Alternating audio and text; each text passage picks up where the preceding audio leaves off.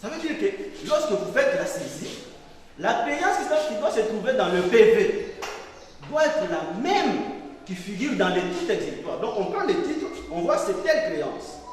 Que la partie demanderesse devait, à part l'exploit dans le dossier, déposer la preuve d'immatriculation au RCCM, les statuts, on dit copie certifiée conforme à l'original. La Société congolaise des postes et télécommunications SCPT en sigle vient à la juridiction présidentielle du tribunal de travail de Kinshasa-Goumbé pour solliciter une assignation en contestation d'une saisie-attribution des créances et en main levée opérée par Mandomba Bosango Jean-Pierre, ancien agent de la SCPT. Les faits remontent au 26 octobre 2022. Selon les avocats de la partie demanderesse, sa cliente, la SCPT, serait victime de plusieurs saisies-attributions pratiquées auprès des banques Sofibank SA, Robank SA, Equity BCDC SA, Ecobank RDC SA. Les dites saisies en recouvrement d'une créance de l'ordre de 73 9 615 francs congolais seraient en violation de l'acte uniforme portant organisation des procédures simplifiées de recouvrement et des voies d'exécution. La demanderesse serait, selon ses avocats, bénéficiaire d'une ordonnance qui suspend toute poursuite individuelle antérieure ou postérieure de tous ses créanciers. Les avocats de la partie demanderesse soutiennent que le montant de la créance est différent de celui qui figure dans le titre exécutoire. Ils soutiennent en outre que l'huissier de justice n'a pas respecté à la lettre les devoirs contenus dans le procès-verbal de saisie. Ils sollicitent de la juridiction présidentielle du tribunal de commerce de la Goumbé d'ordonner la main levée judiciaire de la saisie-attribution des créances pratiquées auprès de différentes banques. Ça veut dire que lorsque vous faites la saisie, la créance qui doit se trouver dans le PV doit être la même qui figure dans les titres exécutoires. Donc on prend les titres, on voit c'est telle créance. Mais si lorsque vous prenez cet arrêt indiqué dans le PV, vous ne trouvez aucune créance évoquée dans le PV. Aucune créance. Et donc sur base de ça, c'est le premier volet de ce deuxième grief. Vous allez dire cet acte, ce PV de saisie, ni le non-aveu, ainsi que l'acte de dénonciation, ni le non-aveu. Et lorsque vous prenez les PV de saisie, vous allez vous rendre compte que tous ces points énumérés à peine de nullité n'ont pas été respectés à la lettre par l'huissier de justice. Il n'a pas respecté ces points. S'entendre dire l'ordonnance à intervenir exécutoire sur minute, nonobstant tout recours. S'entendre motiver spécialement la dite clause exécutoire, tenant entre autres aux banques clauses judiciaires du règlement préventif et suspensif portant l'ordonnance si évoquée au premier grief. Je cite l'ordonnance numéro 0397/2002 du 27 juin 2022 portant ouverture d'un règlement préventif de toutes les poursuites individuelles à l'égard de la Société congolaise des postes et télécommunications, SCPT en cycle. S'entendre condamner le premier assigné au paiement de l'équivalent en francs congolais de la somme de 1 500 000 $.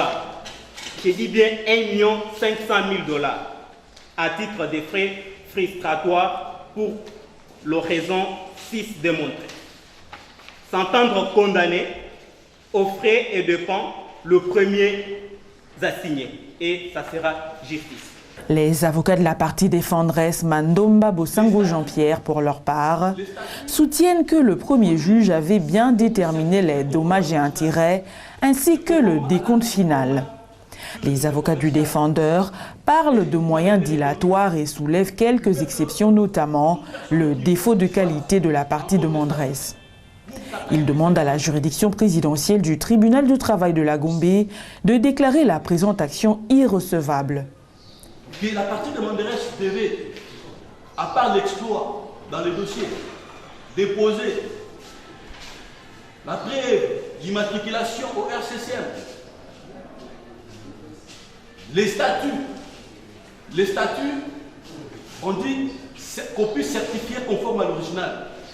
C'est conformément à l'acte uniforme sur le société commercial et groupement d'intérêt économique, qui fait que toute personne qui vient, soit en contestation, prouve sa qualité, c'est-à-dire en déposant dans les dossiers les pièces démontrant sa qualité.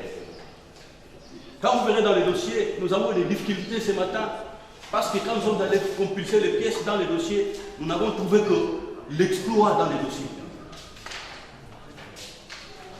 Hormis les statuts en photocopie certifiée conforme à l'original, la loi parle également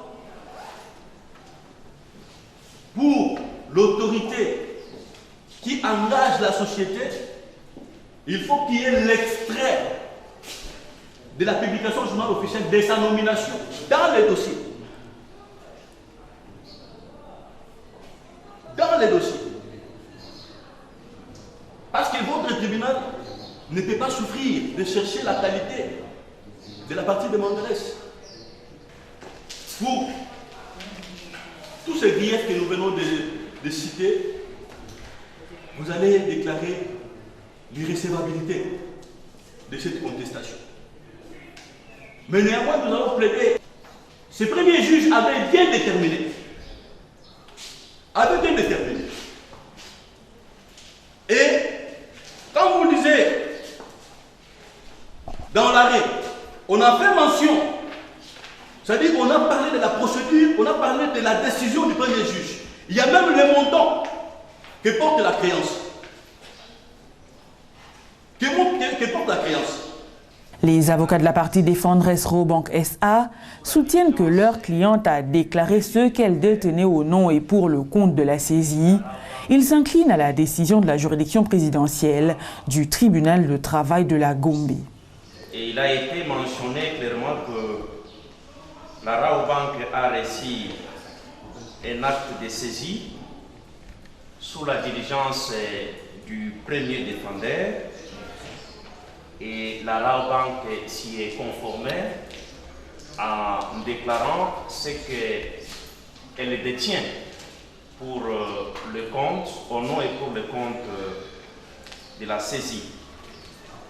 Et qu'à la suite de cette déclaration, la dénonciation fut faite et qu'en conséquence de cette dénonciation, la partie demanderesse dans la présente instance a fait valoir ce qu'est de droit, c'est-à-dire contester la saisie pré-rappelée. Ainsi, nous n'avions pas, par cette observation de droit, qui nous confère le rôle des parties passives ou le rôle passif, nous nous interdisons d'entrer dans les bien fondés des moyens opinés par les parties principales et que nous nous inclinerons à votre décision qui va intervenir incessamment. Après avoir entendu toutes les parties, la juridiction présidentielle du tribunal de travail de la Gombe clôt le débat, prend la cause en délibéré pour se prononcer dans le délai de la loi. Dans cette déclaration, la présente juridiction clôt les débats pour sa décision intervenir dans les délais de la loi. Nous vous remercions. La société SPDSA demanderait comme